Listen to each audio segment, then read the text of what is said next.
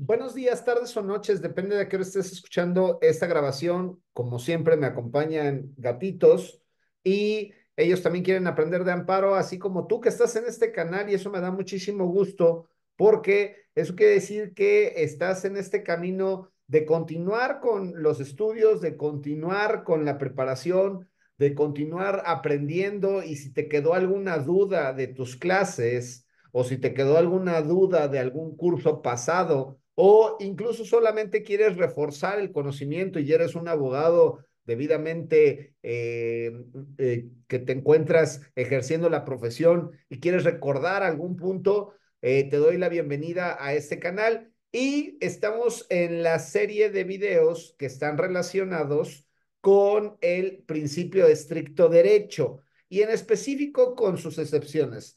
Por lo tanto, voy a entrar en materia, voy a compartir mi pantalla y aquí podemos ver la ley de amparo, el artículo 79 de la ley de amparo, que nos señala la autoridad que conozca del juicio de amparo. Ya tengo un video donde hablo de la doble función del Poder Judicial y quienes pueden conocer del juicio de amparo. Deberá de suplir la deficiencia de los conceptos de violación o agravios. Cuando hablamos de conceptos de violación, ya sabemos que es en la demanda. Cuando hablamos de agravios, ya sabemos que es en los recursos. Y nos dicen los siguientes casos, y vamos a entrar a la fracción primera de esta ley de amparo en su artículo 79, y señala: en cualquier materia, cuando el acto reclamado se funde en normas generales que han sido declaradas inconstitucionales por la jurisprudencia de la Suprema Corte de Justicia de la Nación y de los plenos regionales. La jurisprudencia de los plenos solamente obligará a suplir la deficiencia de los conceptos de violación o de agravios a los juzgados y tribunales de la región correspondiente. Este está bastante sencilla, está interesante, pero ya hemos dicho, la jurisprudencia es la interpretación de la norma cuando esta no es clara, es ambigua o es contradictoria. Si la jurisprudencia que ya ha determinado qué es lo que se tiene que entender por esa norma o cómo tiene que entenderse esa norma, si ya ha sido dictada por nuestro máximo tribunal, entonces, ¿qué fin práctico tiene que un juzgador revise el concepto de violación y diga: no, esto no se puede llevar a cabo de la forma que lo está diciendo el quejoso, si ya existe de por sí criterio, que el criterio jurisprudencial es obligatorio para el juzgador? Recordemos que la jurisprudencia es obligatoria para todos los órganos jurisdiccionales, nunca administrativos, jurisdiccionales. Para los órganos jurisdiccionales tienen que aplicar la jurisprudencia, y como órgano jurisdiccional, la estructura orgánica del Poder Judicial de la Federación, cuando está conociendo del amparo indirecto o directo, deberá de aplicar la jurisprudencia, porque la jurisprudencia no se cuestiona, la jurisprudencia se aplica. Ahora bien, es importante saber que la jurisprudencia tiene diferentes matices y que cierta jurisprudencia puede dejar de ser observada por el juzgador dependiendo de la época en la que se encuentre y de forma fundada y motivada. Si quieres un poco más de información, pídemelo aquí, con muchísimo gusto te doy esa parte. Independientemente de ello, la jurisprudencia tiene que ser aplicada. No menos cierto es que existen algunos criterios de la Suprema Corte de Justicia de la Nación que pueden llegar a ser abandonados. Eso es posible. Pueden apartarse porque no sea aplicable al caso.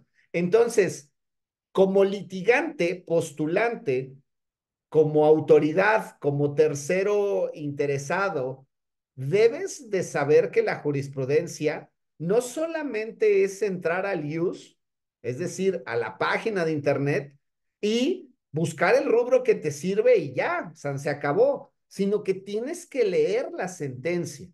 He grabado un video de cómo revisar las partes específicas de un juicio, los datos de identificación de un juicio, para que tú puedas ver la sentencia y adviertas si es el mismo caso. Si es el mismo caso, entonces estamos en presencia de jurisprudencia que tiene que ser aplicable.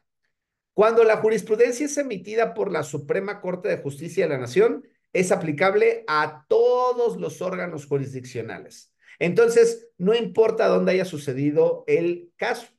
Cuando la jurisprudencia es de plenos regionales, región centro, norte, centro, sur, esta jurisprudencia solamente aplica a esos tribunales y juzgados de distrito que que se encuentran dentro de su zona. Por lo tanto, no siempre la jurisprudencia o el hecho de que un criterio sea jurisprudencial automáticamente lo hace aplicable. Hay que tener cuidado de cómo se aplica la jurisprudencia. Y cuando estamos en esos dos supuestos, entonces la norma a suplir o el concepto a suplir más bien, o el agravio a suplir, va a ser total. No importa que tú hayas hecho como quejoso un mal argumento o que no hayas hecho argumento, incluso ante ausencia de conceptos de violación, el juzgador debe de suplir tu queja deficiente porque ya existe jurisprudencia y la jurisprudencia, como lo hemos dicho, es obligatoria, no es optativa. Además de que es obligatoria también para los órganos judiciales cuando pertenecen a algún tribunal superior de justicia, también es obligatoria la jurisprudencia. Si quieres saber un poquito más de jurisprudencia, en la propia ley de amparo se establece en el artículo 215. Me voy a permitir poner mi pantalla y aquí vemos cuál es la naturaleza de la jurisprudencia, cuáles son los criterios de creación. Apenas escuchaba un abogado hablar de la jurisprudencia y pues bueno, cuando estábamos platicando, le dije de los precedentes obligatorios y me dice, ¿esos cuáles son?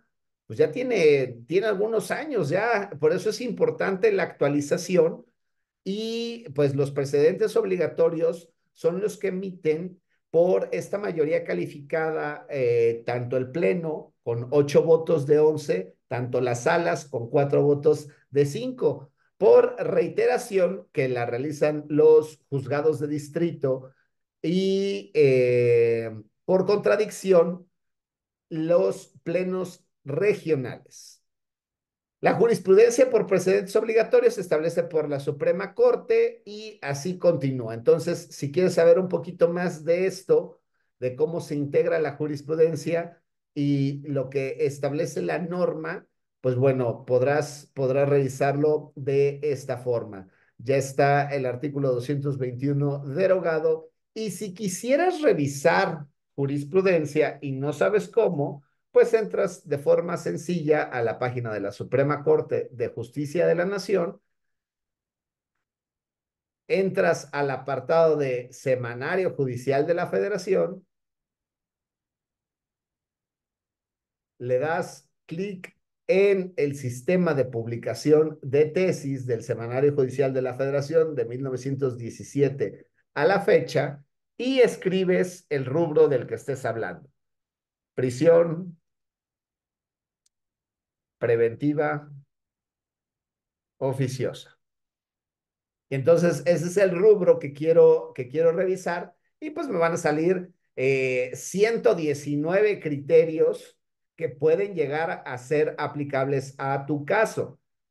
Este es de plenos regionales. Este CT significa literal contradicción de criterios, anteriormente contradicción de tesis. Recordemos que la ley de amparo habla de contradicción de criterios, no contradicción de tesis, pero bueno, anteriormente así es como se denominaba otra contradicción y esta R es de reiteración. Esto es de un tribunal colegiado. Aquí vienen los datos que puedes entender. Tribunal Colegiado de Circuito, 11ª época, se encuentra publicado y es jurisprudencia.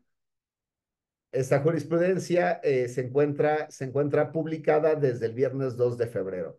Entonces, si nosotros quisiéramos ver esta jurisprudencia, le damos clic en ella, vemos de quién fue, sabemos que es de un tribunal colegiado, y aquí al final vienen de qué circuito fueron, del 22º circuito, y los datos de identificación de los diferentes amparos. Entonces, como les enseñé en otro de los videos, pues con estos datos ya no serían inventados, con estos datos tú ya los puedes introducir y ver la sentencia que se dictó de ese asunto. Entonces, artículo 79, fracción primera, hay suplencia de la queja cuando exista jurisprudencia del Pleno y exista jurisprudencia de la Suprema Corte en pleno, en salas o en plenos regionales, siempre y cuando te encuentres ubicado en ese pleno regional. Espero haberte sido de utilidad. Déjame una manita si es que te pareció bien. Si no, dímelo y señálame qué parte fue la que no fui claro y con muchísimo gusto la explico y espero que nos sigamos viendo en esta serie de videos. Muchas gracias. Saludos.